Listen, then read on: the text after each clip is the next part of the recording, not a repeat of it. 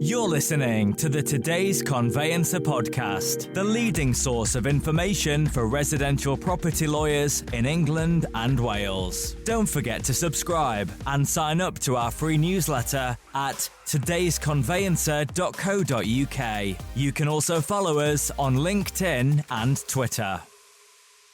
Hello and welcome along to the latest edition of the Today's Conveyancer podcast.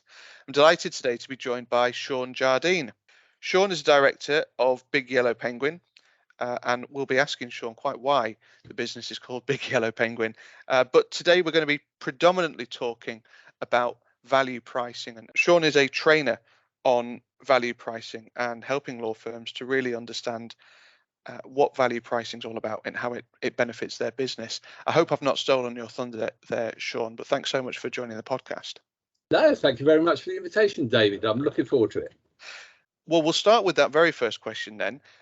Big Yellow Penguin. Right. Well, I'm a solicitor. I've attended legal conferences dressed as a penguin. Now, you only have to do that in London, Birmingham and Texas. And strangely enough, people seem to remember that.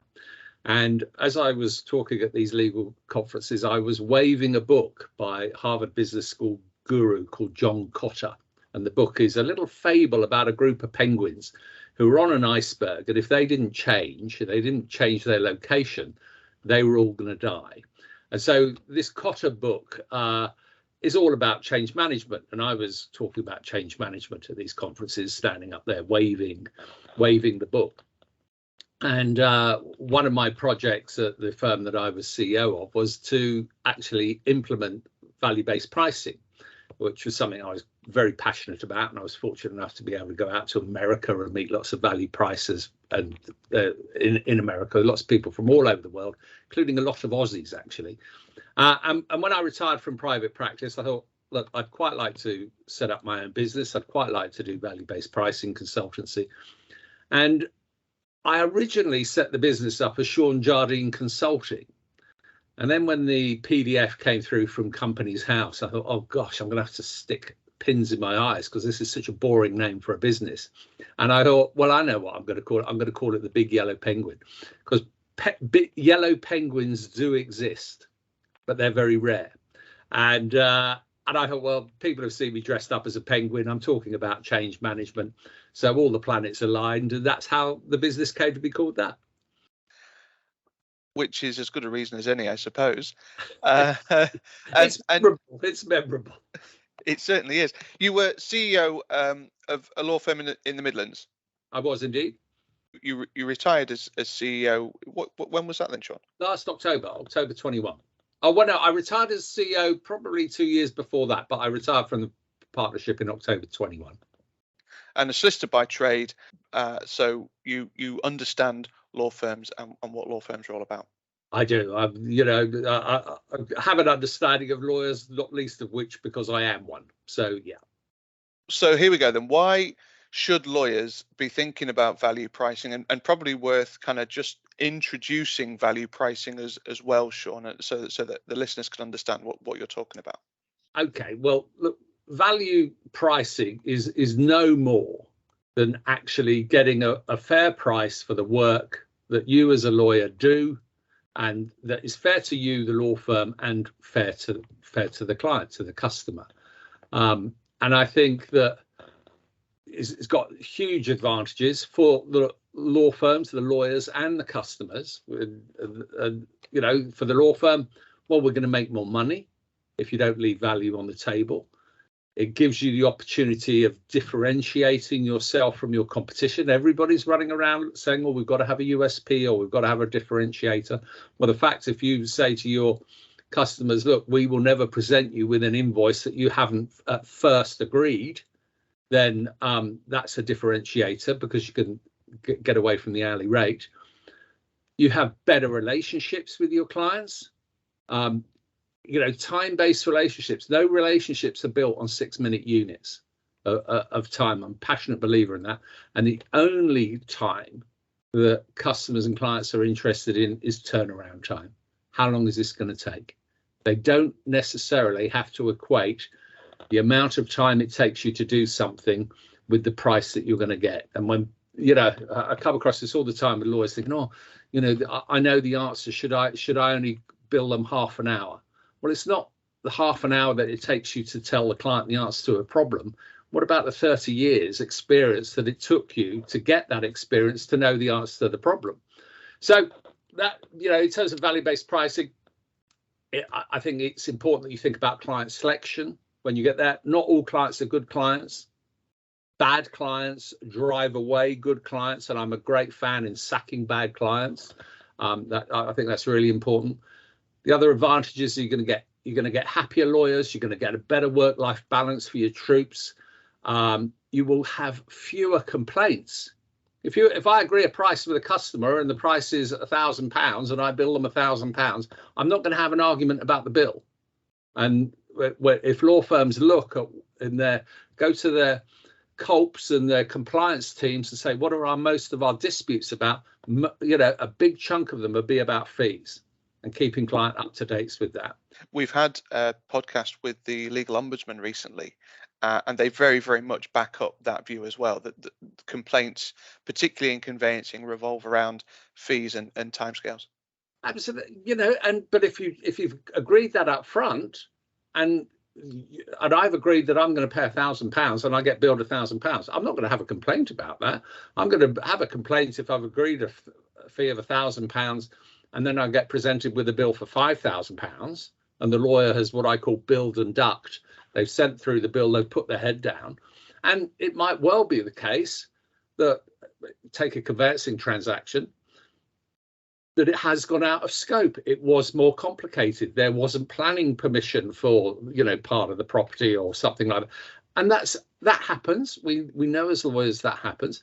But the important thing then is to scope out what you're doing, what you're not doing, tell the client at the outset, and then when it goes out of scope, stop work.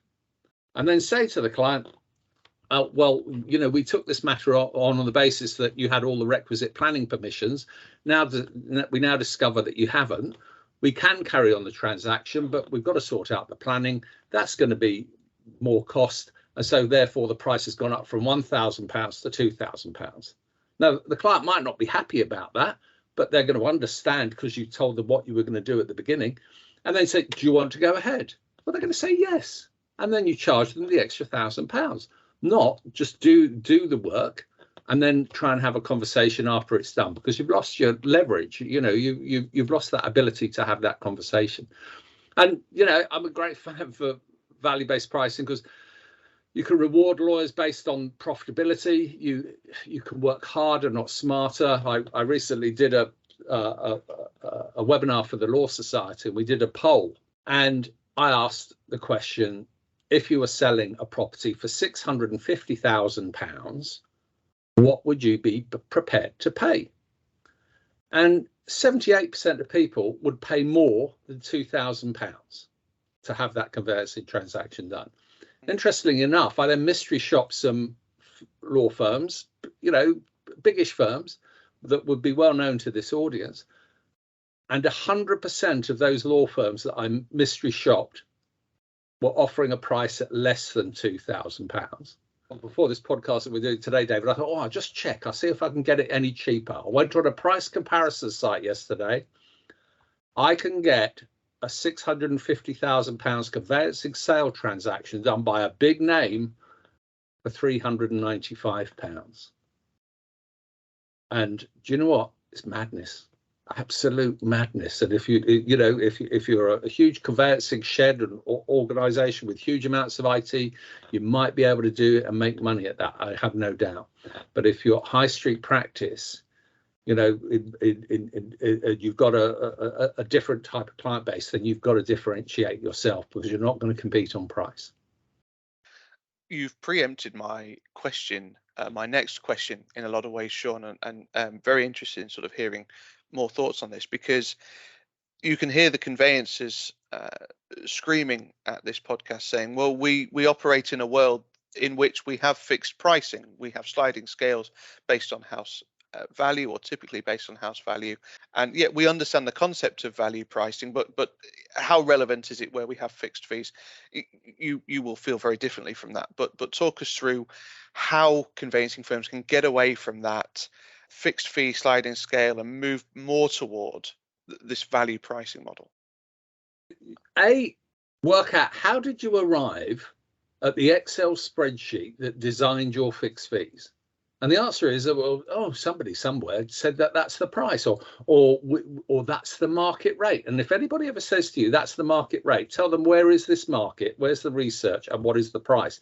Because my very unsophisticated poll identifies that 78% have paid more than 2,000 quid, yet 100% of the law firms I mystery shopped were under £2,000. So there's no market rate. The reason why you can, I advocate scrapping Excel calculators is so that people have to speak to the client. And when you pick up that phone, this is somebody wanting to buy your service. Lots of conveyancers say, they're ringing around. No, they're not. Most people are not ringing around. If they're somebody that has been recommended to your firm because you've done a brilliant job, they're pre-sold already. It might be that they've been, it might be, if it's a corporate relocation move, that client isn't paying the bill for the conveyancing service anyway. Their employer is. They're not worried about price necessarily. So, but if you have this conversation, you build rapport during that conversation, instead of most law firms, you ring up and say, how much you're buying for, how much you're selling for. Okay, this is our price. This is the land registry fees. This is the stamp duty. If you want to go ahead, give us a ring. That's effectively what you get quite often. You don't get firms, lots of firms don't even introduce the person who's taking that call. And there's a very good report written by Insight 6 about initial customer engagement, and they mystery shopped law firms, estate agents, accountants, and IFAs. Law firms came out worse out of all of them. It is such depressing reading, but this is actually, we don't even engage with the people who want to buy our service. And drives me mad when I look at firms' website and they say, we put the client at the center of everything we do. Cheesy grin. No, you don't, because you don't even want to talk to them. So actually pick up the phone, have a conversation. So if you're ringing me, David, and saying, hi, my name's Shaun, David, how can I help you? And you'll say, Shaun, I'm thinking of moving house. And, well, brilliant, David. And you're moving to our neck of the woods in North Oxfordshire? Yes, I am. Well, brilliant, David. Whereabouts you looking to buy a house in? I'm looking to buy in Bloxham. Oh, David, that's a great village. You'll love Bloxham. It's lovely. They've actually just spent £1 million on the Joiners pub in Bloxham there. Absolutely brilliant. Turned it around. Lovely pub. Have you got family, David? Yeah, I've got small children. Very nice schools in that part of the world as well. Great. Let's have a chat, David. Now, immediately I started building rapport with you. I haven't even asked you about the house, what you're buying, what you're selling, and anything like that. And I remember doing some training with some conveyancers over this, where you get to the end of that process. I'm then going to tell you a price, and then I'm going to say, David, we could go ahead. Shall we open a file, get this ball rolling now? Assumptive close. Let's do the work. And I remember doing this training one guy, and he came to me and said, "Oh, Shaun, it's great. The client said yes." I said, well, yeah, that's fantastic. He said, no, Shaun, you don't understand. He said yes.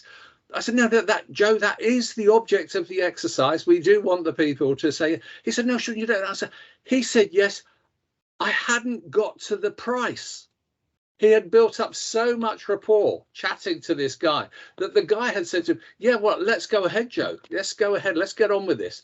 And he thought, I haven't given you the price yet. Do you know what? That guy wasn't buying on price. If all of he had before is what you're buying for, what you're selling for, price, if you want to go, if that's what he's got to compare with, and actually someone engaged with him and had a conversation, then, that can be a differentiator for you. So going on about your market prices and stuff like that, there isn't one. Stop kidding yourself, because the value, the amount of, think of all the people listening to this podcast. The amount that we will pay for a bottle of wine on a night out will vary tremendously. And it's going to vary on, well, what day of the week it is. Are we celebrating? What are our tastes? Oh, it's my silver wedding anniversary. I'm not going to get away with the house white tonight. I better, push the boat. All of these things. So value is in the client's eyes, not ours. And it's contextual and it's not rational. Why do people queue up at midnight to buy the latest iPhone? Why? Why do you want to queue? Because I want to have that iPhone at 1 second past midnight. Not rational in my mind, but for the person who wants to have that iPhone and have that toy, absolutely makes perfect sense to them. So, the value that someone is going to pay is in their control. It is their interpretation, not us as the lawyer. Not us as the lawyer saying 395 for a conveyancing transaction. Yeah, you can charge that, but we know, or my little very unsophisticated survey shows that 78% of people will pay 5 times that amount, and you're leaving the value on the table, and that's madness. The elephant in the room here, Shaun, is that conveyancing has largely moved towards high volume. We've seen a huge number of firms leave this marketplace, in part because of PII, we know that, and also in part because of the challenges of fees, no doubt about it. And of course, panel management as well is another elephant in the room. How can firms get away from that and really start to develop their own work at a rate that is more affordable for them and for the client? I think firms need to be price setters, not price takers. And so, if you want to do, if your business model is panel management work, and you're going to take work from a panel and you're going to pay estate agents a referral fee on top of that, etc., etc., etc. I think about my £395, £650 conveyance. That came from a price comparison site. So I suspect a chunk of that is going to go off the price comparison site as well. So it's even cheaper. If you want to differentiate yourself, and all law firms, I'm sure, listening to this can say, yeah, we provide a really good service. Brilliant. Well, that's our starting point. We provide a really good service. We can say we are not the cheapest. And we can say we're not the cheapest. And that's fine, because people aren't always shopping around for the cheapest. Would I use that firm that was offering 395 conveyancing on a 650? I wouldn't. And I wouldn't, because I think, how can you do it properly? How are you going to provide me with a service that I want for that? And people don't buy the cheapest. And you can then get into a situation where, if you think about a will, why do people go to solicitors for a will? Because they can buy a will kit in Sainsbury's when they push their trolley round, and Tesco's or the post office. Buy a will kit there for 15 quid.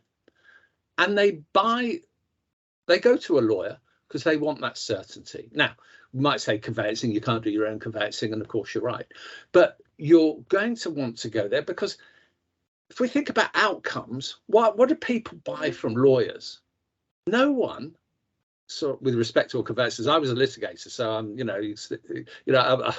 not a great conveyancer, and I can emphatically confirm I'm not a great conveyancer. I'm a litigator, but I can tell you that when people go to want to buy a book, they want that level of certainty. They want that comfort that I've gone to somebody who knows what they're doing, and they go to a conveyancer. I want that level of service. I want someone, do you know what? I would like somebody to ring me every day about my conveyancing transaction. Now, there'll be lots of people listening to this go, oh, that's ridiculous. Absolutely ridiculous. Why? Because you could gold, silver and bronze your service standards. When we go and get our cars washed, we decide what menu we want. Now, if I was to say to somebody, and I did one session with a firm once upon a time, people going on about right to buy. Oh, I hate right to buys, hate shared ownerships as well. Shared ownership. I absolutely hate doing shared ownership. I said, it's more complicated. It's terrible. Okay. What do you charge for your shared ownership? £1,500. Okay. Would you hate them if you charge £4,500? Oh, no. I'd like them then. Okay. Well, think about, Are there lots of firms out there doing shared ownership? And there aren't, and the answer is there's probably not huge amounts. There's some of these big conveyancing sheds that don't want to do leasehold. So actually, if you're going to do shared ownership and leasehold, position yourself that, yes, we can do it. We're not the cheapest, but guess what? If the market is smaller for that service, then you can charge more.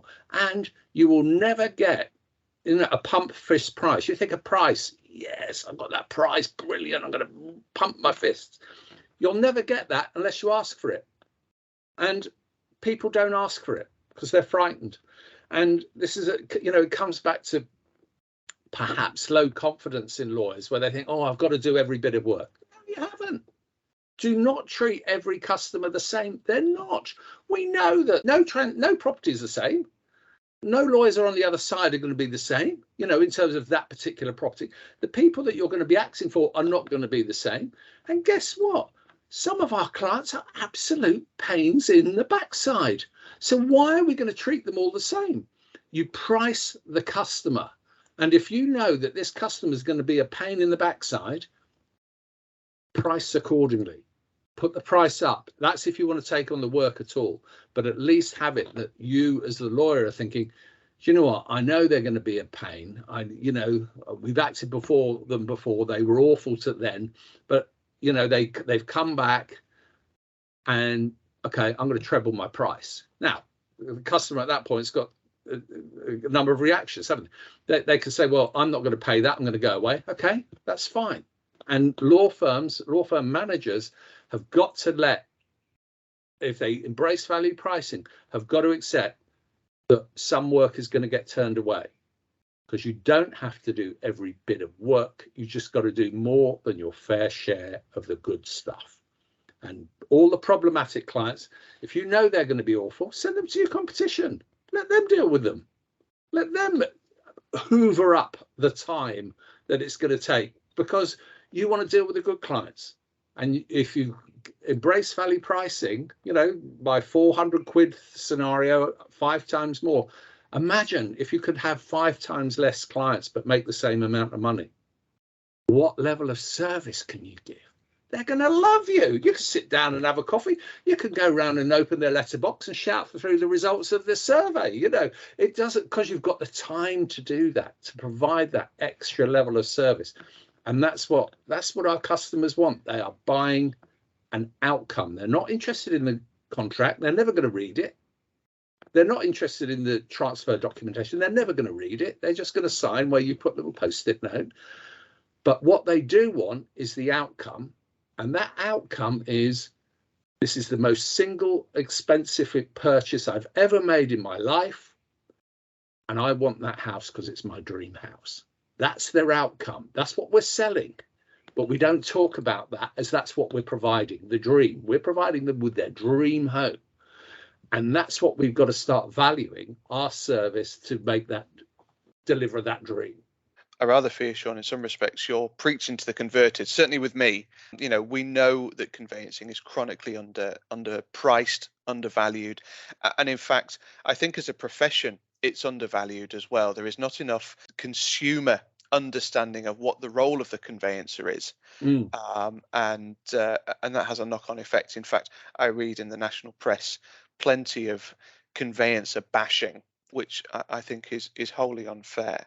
And yes, conveyancers should be charging more.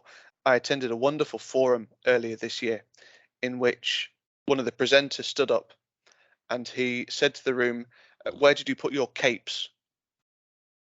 And everybody sort of looked around to each other and said, what on earth is this guy on about? He said, you're all superheroes. You all help people, as you say, move into their dream home. You are superheroes. You are doing an incredible job. And, you're absolutely right. It's massively undervalued. You talked about confidence. You talked about the fact that law firm managers should have this confidence to let their staff turn work away. Who then is responsible or should be responsible for pricing in the firm? Well, the level of setting how it works, the law firm manager, the law firm owner, it's their business after all. They're going to say, this is how we do things around here. When we go into Tesco's and we think we're going to buy a chicken, okay, it's not the lady stocking the shelves or the guy stocking the shelves that has determined the price we're going to pay. They're just working in the organisation to deliver the outcome, i.e. me going in and buying a chicken. Their job is to help me buy that chicken, deliver the outcome. Someone somewhere else has priced it. So you can have base level pricing where you'd say, this is what our price, our base level, our walk away price is going to be. But then you could say to people, well, we want you to get more than that. We don't want people doing conveyancing at 50 quid. You know, absolutely not. But we could say it is okay if you as a lawyer want to price, or a conveyancer, you're having that conversation, it is okay if we lose it. If you we trust your judgment on this particular matter. You know, I broke my heart when the stamp duty holiday was on, and you got all these posts on LinkedIn from conveyancers practically on the verges of nervous breakdowns. And I was thinking, why? And well, answer, loads and loads of work. But B, why weren't prices being increased 3, 4, 5, 6, 7 times so that we weren't burning out our people? And it might be because people were thinking, hey, this is good, we'll make hay while the sun shines and do all these transactions at X hundred quid when it should be X thousand quid. And who's getting all the value? Who's saving all that money on the stamp duty? The customer. You know, and if coming back to my definition of value-based pricing, it is finding a price that is fair to the law firm and the customer. And, you know, it is, some people are not good at pricing. That's fine. That's a given. Don't let them price. Get someone trained to have these value conversations and deliver work to the lawyer, because they'll be saying, do you know what? I'm quite happy to do the work, but I don't want to talk about the money. It's not my strength. I don't like dealing with objection handling, and that's a skill in itself. And, you know, ideally, you don't want, you should have two pairs of eyes on every price. And bear in mind, speed is bad for pricing. Now, Excel spreadsheet calculators do them in seconds. Bad for pricing. Why? Because you've left loads of value on the table. And I advocate, you can take the details from the client. You're ringing me, David. You talk to me about Bloxham. If I said, look, David, what I'd like to do about this property that you're buying in Bloxham and the one that you're selling, I just want to have a chat. I want to have a little think about what I can do for you here. By the way, David, I'm going to go on Google Earth. I'd just like to have a little look at that property in Bloxham. I just want to have a look at the surrounding area there, just to see if there's anything going on that might make me think differently about rights of way or prices, or is there was some talk about some development going on at that neck of the woods. I just want to make sure that your property isn't bordering onto that bit of now. And David, is it okay if I come back to you in a couple of hours? Yes, it is, Shaun. Brilliant. I'll do that. You're immediately thinking, oh gosh, they're really caring about this. They're thinking about my transaction of buying my dream house. These guys are going the extra mile. I can trust these. I think I can trust these. Coupled with the fact that I don't want to knee jerk into a reaction necessarily. The important thing is people find their own style, their own dynamic, you know, of having these conversations. It's not one size fits all. It's finding the system that works for you. But if I then ring you back in 2 hours and then say, look, I can do this, David, here's the price. Shall we open the file? Let's go ahead. If I'm 400 or 500 quid more, or maybe even you might not have been shopping around. If you're on a corporate relocation move, you're not paying anyway. You don't care what the price is. But if I was 400 or 500 pounds more, you might think, you know what? I like them. I trust them. I believe they're going to get me that dream house. It is worth it to me to have Shaun do my conveyancing rather than someone else that I don't know, but I've got a price that is a bit cheaper. And that way you can, the thing is, it is not a precise science, value pricing. There's no formula. Firms have got to allow their stuff to get it wrong.